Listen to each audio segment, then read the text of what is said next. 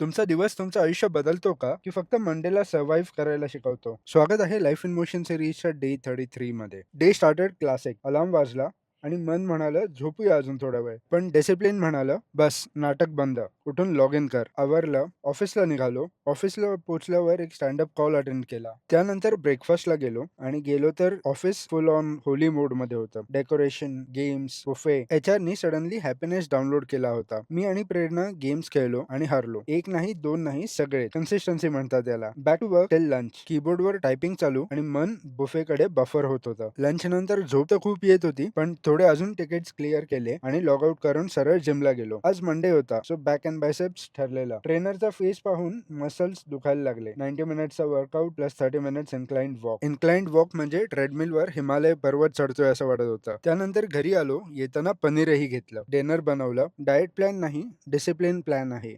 Reel edit करताना लक्षात आलं की डे 33 संपत आलाय. कोणताही मॅजिक डाएट नाही, शॉर्टकट नाही. Same routine, same struggle, but better mindset. भेटूया पुन्हा विथ द सेम माइंडसेट.